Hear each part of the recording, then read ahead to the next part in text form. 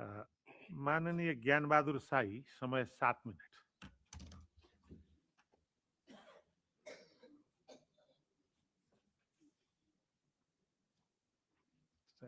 सही टाइम।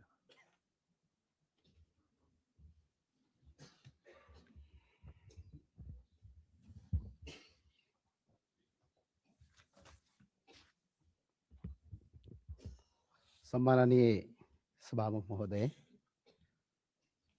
सर्वप्रथम त आज यो संसदको रोस्टममा आउँदै गर्दा देशले धेरै ठुलो क्षतिहरू बेहोरेको छ।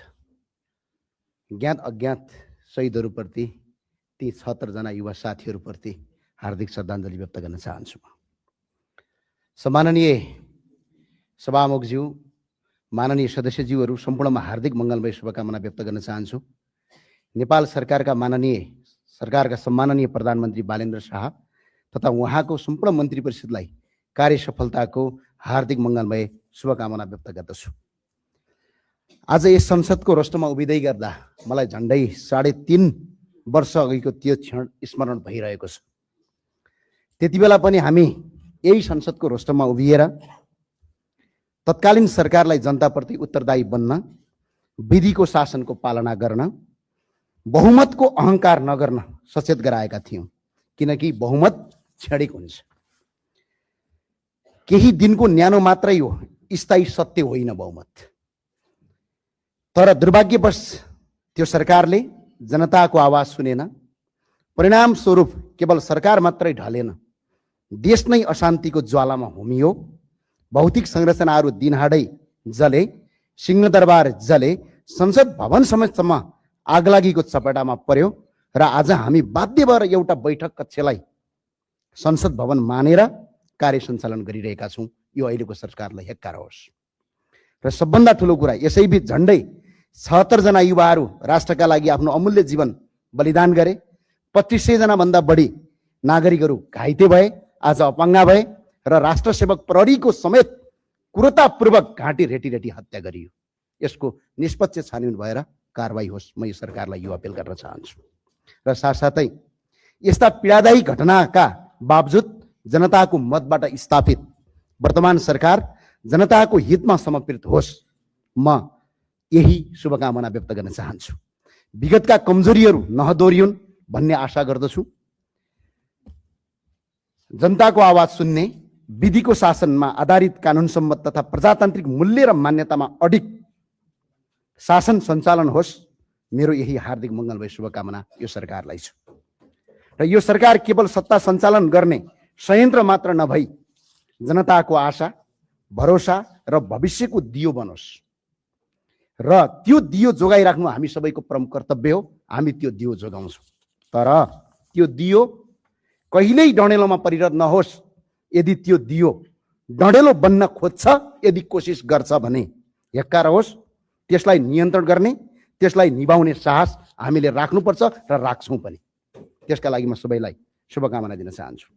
नेपालमा धेरै सरकारहरू परिवर्तन भए, धेरै व्यवस्था परिवर्तन भए, तर जनताको अवस्था जस्ताको तस्तै रह्यो। अब वर्तमान सरकारले सुशासनको मार्ग अवलम्बन गर्दै विगतका सबै भ्रष्टाचारका काण्डहरूको फाइल खोल्नेछ भन्नेमा म पूर्ण विश्वस्त छु। विशेष गरी प्रधानमन्त्री बालेन्द्र शाह र गृहमन्त्री माननीय सुदन गुरुङप्रति अझै विश्वस्त भएको छु। लाउडा विमान काण्डदेखि सहकारी घोटाला काण्डसम्मका ठुल्ठुला दोषीहरूलाई कानुनी कटघरामा उभ्याइनेछ भन्नेमा म पुरा आशावादी छु। र सबभन्दा ठुलो कुरा, पोहोर साल आउँदा अघिल्लो वर्ष अलि पाका उमेरका मान्छे थियौँ, अहिले भर्खरका युवा साथीहरू आएका छौँ। यो चाहिँ परिवर्तनको एउटा सिर्फ दल परिवर्तन नभएर हाम्रो पुस्ता परिवर्तन भएछ। यसका लागि धेरै धेरै धन्यवाद भन्न चाहन्छु। सडकको किनारमा मकै पोलेर, साग बेचेर, पसिना र रगत बगाएर संलग्न गरिएको सहकारीको रकम हडप्ने भ्रष्टाचारीलाई कानुनको कटघरामा उभ्याइनेछ र पीडितको रकम सरकारबाट होइन, ती अपराधीहरूको 3 पुस्ते सम्पत्ति जफत गरेर तिराइनेछ भन्ने कुरामा सरकारसँग म पुरा आशावादी छु। र निर्मला पन्तदेखि इनिसा विकसम्मका निर्दोष दिदीबहिनीहरूको चितकारले न्याय पाउनेछ भन्नेमा म पुनः आशावादी छु। र चाँडै न्याय पाइएको पनि सुन्न पाइयोस्, यही मङ्गलमय शुभकामना व्यक्त गर्न चाहन्छु। आज युवाहरू +2 पास गर्ने बित्तिकै आफ्नो जीवनका लागि विदेशी न बाध्य छन्। हरेकको दिमागमा आइरहेको छ। आज अलिकति हुने खानेका छोराछोरी अस्ट्रेलिया ताकिरहेका छन्, अलिकति गरिबका छोराछोरीहरू आज खाडी मुलुक ताकिरहेका छन्। यो सोच नै मार्नुपर्ने हाम्रो आवश्यकता छ। त्यो सोच मार्न यो सरकारले कदम गर्नेछ भन्ने मलाई आशावादी छु। झन्डै 80 लाखभन्दा बढी युवाहरू नेपालीहरू विदेशमा श्रम गर्न बाध्य छन् र तिनैको रेमिटान्सले यो देशको अर्थतन्त्र आज धानिरहेको छ। हाम्रो तलब पनि तिनीहरूको रेमिटबाट चलिरहेको छ। यो सरकारले स्वदेशमै रोजगारी सिर्जना गरी युवाहरूलाई आफ्नै भूमिमा भविष्य देख्ने वातावरण बनाउनेछ भन्ने कुरामा म पूर्ण विश्वस्त छु। एकपटकको नेपाली सधैँको नेपाली, यहाँ गई माननीयज्यूले पूर्व वक्ताले पनि भनिसक्नुभयो। आज जसका पुर्खाले यो देश बनाए, जसका पुर्खाले आज अङ्ग्रेजसँग लडे, जसका पुर्खा तिब्बतसँग लडे, जसका पुर्खा मुगलसँग लडे, तिनका सन्तान आज विदेशी बनिरहेका छन्। एकपटकको नेपाली सधैँको नेपाली भन्ने नारालाई, नेपालको संविधानलाई पनि संशोधन गरेर नेपाली नागरिकता फेरि कायम गरियोस्। र यदि यो सरकारलाई त्यतिखेर बहुमतको आवश्यकता पर्छ, त्यतिखेर हामी तपाईहरूको पछाडि उभिनेछौँ, 187 पुर्याउँछौँ। यसमा तपाईँहरू ढुक्कका साथ काम गर्नुहोस्। म तपाईँलाई यो अपिल गर्न चाहन्छु। हाम्रा किसानहरू जसले बाँझो जमिनलाई हराभरा बनाउँछ, आज विदेशी भूमिमा सस्तो मजदुर भएका छन्।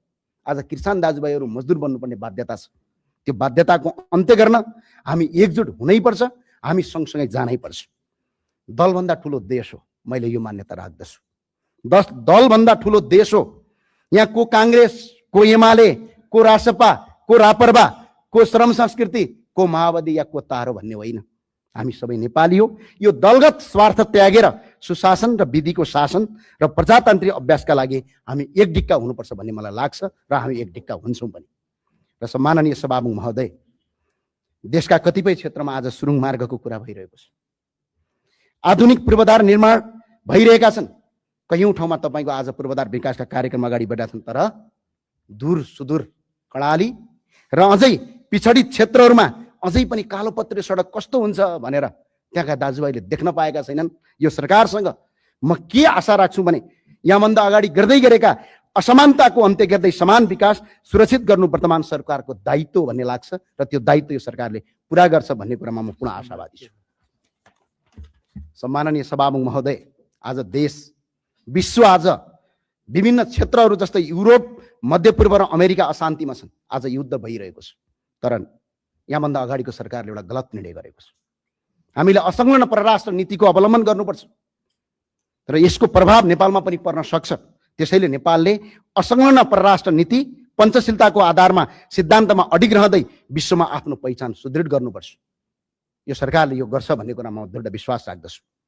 आज अघिल्लो सरकारले के गल्ती गर्यो भने इरानका नागरिकलाई अराइभल भिसा दिदिन भन्न पाउँदैन, किनभने इरान पनि संयुक्त राष्ट्रसङ्घको सदस्य राष्ट्र हो। माननीय सदस्य, त्यो भए सम्माननीय सभामुख महोदय, म 2 मिनटमा सके सम्मानज्यू।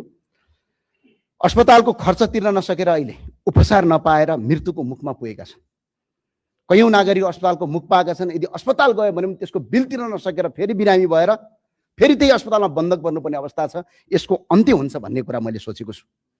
र शिक्षामा व्यापक सुधार गर्नुपर्ने आवश्यकता छ। कसले कति डिग्री हासिल गर्यो, कति कसले पिएचडी गर्यो, त्यो महत्त्वपूर्ण कुरा होइन, तर त्यसले सिकेको ज्ञान र सिप हाम्रो समाजका लागि कार्य भयो या भएन त्यो महत्त्वपूर्ण कुरा हो।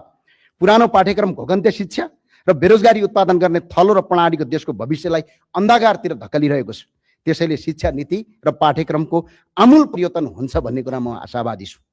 र देशमा आज 884 जना सांसद छु। 1 वर्षमा 1 खर्ब रुपैयाँ हामीले तपाईँको प्रदेश संरचना पाल्नुपर्ने अवस्था छ। यो परानीति दलका कार्यकर्तालाई सेटलमेन्ट गर्नका लागि ल्याइएको यो प्रदेश संरचना यही संसदबाट यही सरकारले खारेज गर्छ। यदि बहुमत पुगेन भने हामीले पनि सरकारमा थप गर्छौँ। 184 चाहिन्छ, 187 पुर्याउँछौँ। प्रदेश संरचना तत्काल खारेज गरियोस्। यो सरकारले त्यो नीति अगाडि बढाओस्। वार्षिक 1 खर्बभन्दा बढी जनताको कर आज प्रदेश संरचना नाममा खर्च भइरहेको छ। यो पैसा बचाइयोस्, म यही भन्न चाहन्छु। राष्ट्रको पहिचान सबभन्दा ठुलो कुरा। आज हामी यत्रो सांसदहरू छौँ, 165 जना हामी निर्वाचित जनताबाट प्रत्यक्ष निर्वाचित भएका छौँ। 110 जना विभिन्न जात, वर्ण, क्षेत्र, लिङ्गका आधारमा हामी आज आफ्नो पहिचानका साथ आज यहाँ संसदमा स्थापित। यो देशको पहिचान चाहिन्छ कि चाहिँदैन?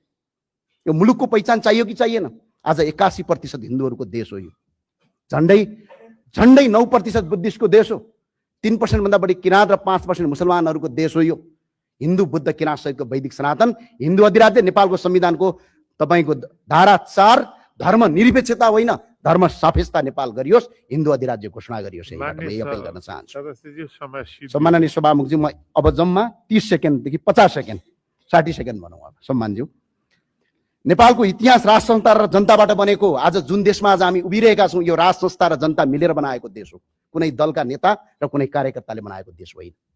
त्यो भएको हुनाले राष्ट्रिय एकता, स्थायित्व र ऐतिहासिक निर्णयताका लागि संवैधानिक राज संस्थाको पुनर्विचारबारे गम्भीर विमर्श गर्दै संवैधानिक राज संस्थाको स्थापना गर्ने कार्यमा सरकार अगाडि बढोस्, म यही भन्न चाहन्छु। र साथसाथै सबैलाई मेरो अपिल के छ भने, प्रतिपक्ष यो सरकार सबको साझा रहोस्, हामी सबैको साझा रहौँ र अहिलेको सरकारलाई र हामी सबै सांसदलाई यो आज पहिलो बैठकको पहिलो दिन भएको हुँदा अझ रचनात्मक रूपमा अगाडि बढौँ।